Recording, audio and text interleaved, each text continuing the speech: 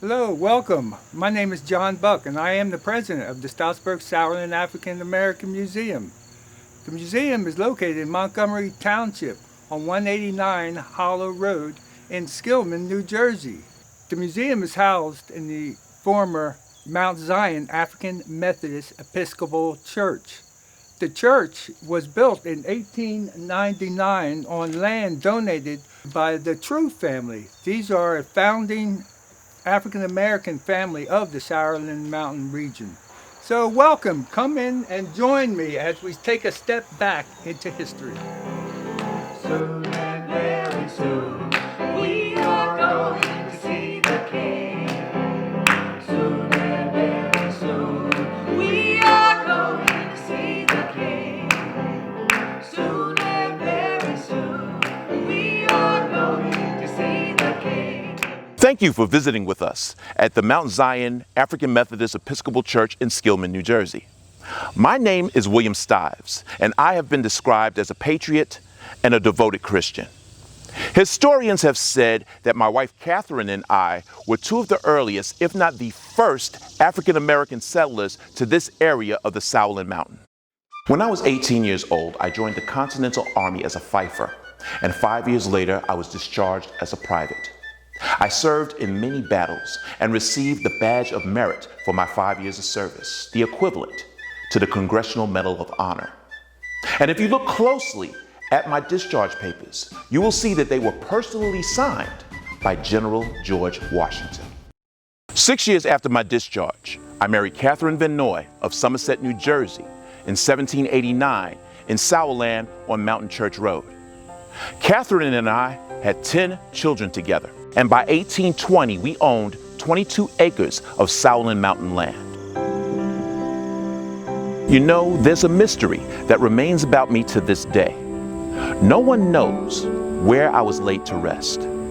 Some people claim I was buried at the Old School Baptist Church in Hopewell, New Jersey, but there's nothing in their records to prove it.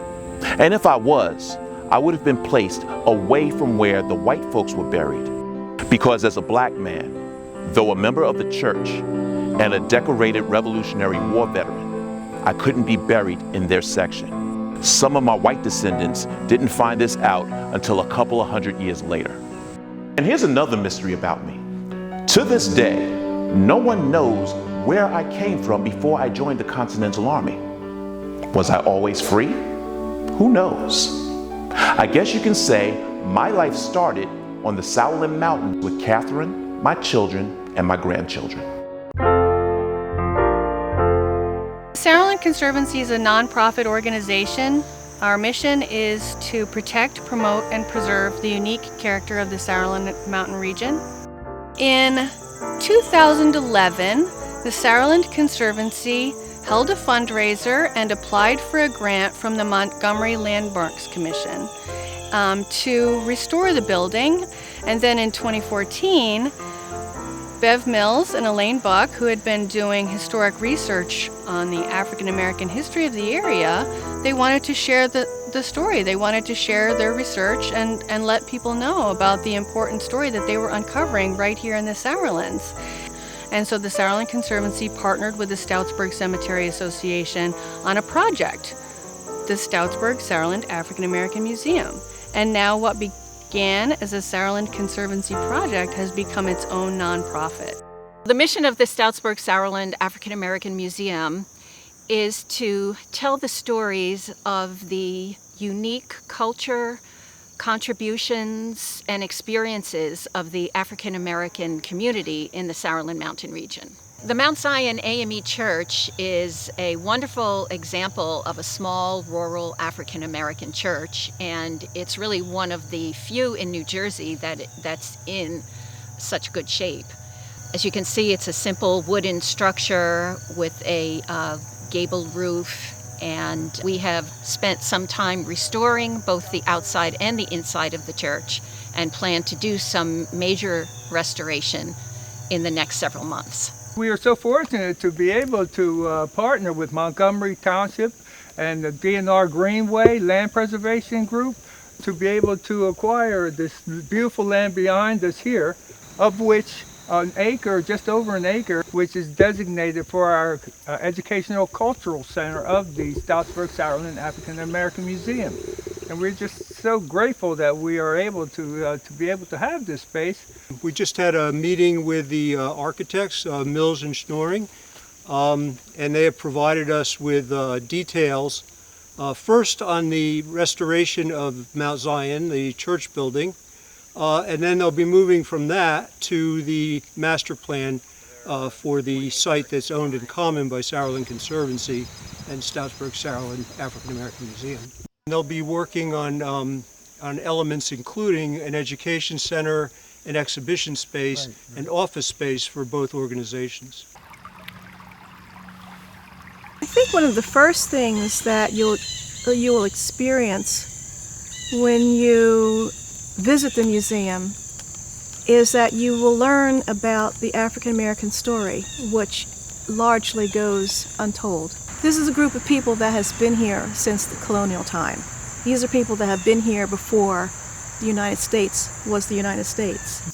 Because I think it's really important that people understand that New Jersey, along with the original 13 colonies, was a slave-owning state. All the underpinnings of this region was based purely on slave labor and free labor. By the mid-1700s, there was roughly 12,000 slaves in the state of New Jersey. Somerset County had roughly around a couple thousand slaves. They were considered a slave for life, and it wasn't until the 13th Amendment that they were able to be totally freed in the eyes of American law. They had the same codes that they used in the South to keep their enslaved people under control. For instance, you would not be able to leave the plantation that you were on without a pass, and you couldn't own land. And if you did own land, you couldn't pass it down to your family. So all of these things were done deliberately to keep black people oppressed. New Jersey's black codes started in the 1700s, and I'll tell you what, it still affects us to this day. The image of the slave ship Brooks is what we have as our first panel as you enter into the museum. I think that it's so important for people to stop and actually take that in. How many bodies can we squeeze into the least amount of space? It's so incomprehensible that anyone could survive this voyage, sometimes for weeks, in that kind of condition, sometimes only inches apart from one another. Slaves that came to the northern states usually came via route of Long Island. Some of them came by route of Philadelphia even. We see that as some of the large ships would dock, smaller ships would take them right up the Delaware River. We have newspaper articles that announced that there was going to be slaves for sale. It was an advertisement for human beings.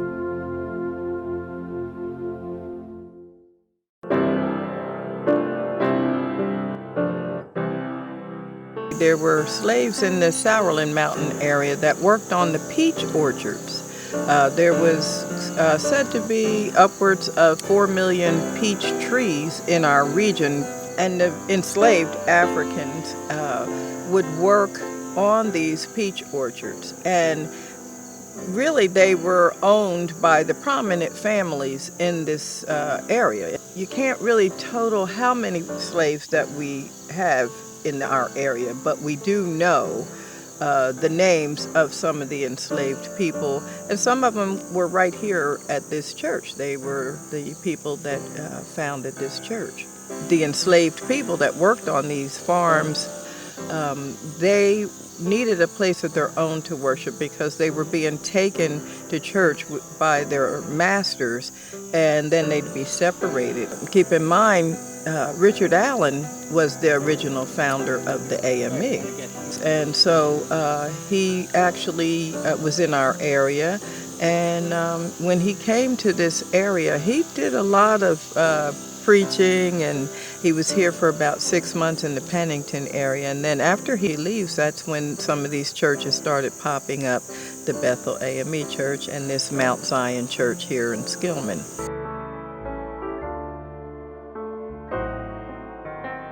We thought it was important to mention the founding family, the African American founding family names, for the mere reason that those names correspond to the white founding family names of this region.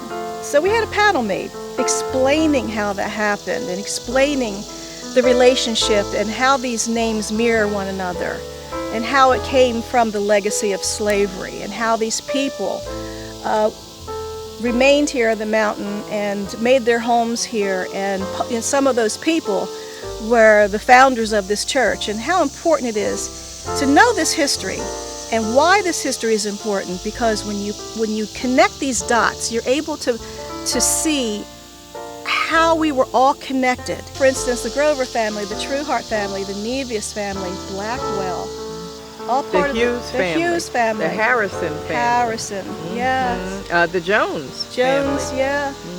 All those people lived right in this region. Some of them were the founders of this church. Yes, like in my case, I can trace my fourth great-grandfather, Frost Blackwell, as an enslaved man to Andrew Blackwell. And the Blackwells are a very prominent family. That name, there's still several descendants of the Blackwell family living in the region today. And Frost Blackwell took on the last name of Blackwell. Frost was his first name, and that was very common for African Americans who were enslaved to take on the last name of the family who enslaved them.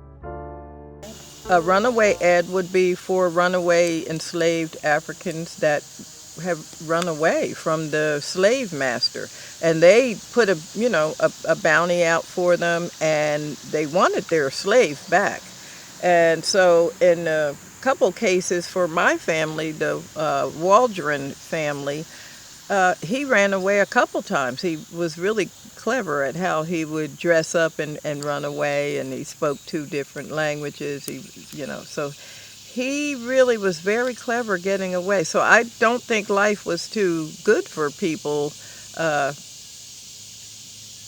You just can't say that life was good for an enslaved person. It's wrong.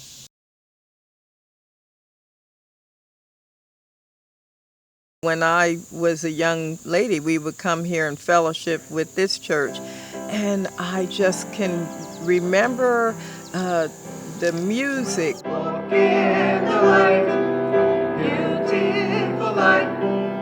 Come where the dewdrops of mercy shine bright. Shine on. And the patting my feet on the wooden floor, and the clapping, and just the spirit that was in this church. When I look at this church, I see God and His presence in this church, and I can feel the souls of the saints that made this church, and how happy they must have been to have their own place of worship. Life for our ancestors definitely was not easy. No. We're talking about coming from slavery, from Jim Crow to segregation. You're talking about an existence in America that is not easy by any stretch of the imagination. And the only place that you could go on a Sunday where you could lay your burdens down was the church. That was the African American church, and this was one of them. So the Stoutsburg Cemetery has been part of the African American community in this region for as far back as we can remember. We don't really know exactly when the first bodies were buried there, but we do know that it was officially recorded in the Mercer County Courthouse in the mid-1800s, in around 1868. They had been burying people prior to that, but to make it legal, make it an official burying ground, as it was said in the deed, the Stoutsburg Cemetery Association owns it, And we've been managing it now. There's a few families have been managing it for the last, over 100 years. But we have people buried there that were in all theaters of the war. So that would be the Civil War.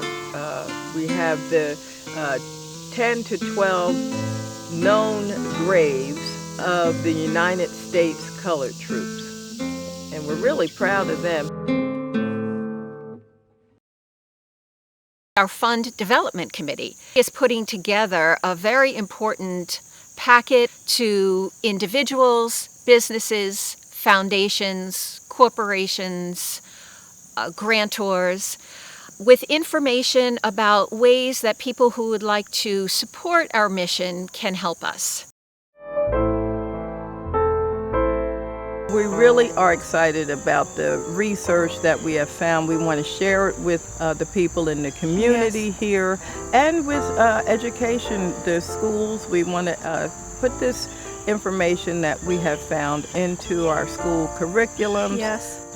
It's not just a local history. This is our national history. These stories happen all over the United States. The Stoutsburg Sourland African American Museum embodies the spirit of the Sourland Conservancy. It's a group of passionate people who are dedicated to telling the true story of the Sourlands. The vision of having a center that will showcase our history, also in the cultural landscape and the ecology of this region, all of that combined in a building that people can visit and learn and just hear the whole story, how it's all connected, and how it's all been so vital for this region. I hope you will enjoy the virtual tour of the Stoutsburg Sourland African American Museum and our oral histories. And once we're finished building the Sourland Education and Exhibit Center next door, I want you to make sure you come and visit us. As longtime Sourland resident Albert Witcher would say, it's our heritage, you see. You've got to come from somewhere.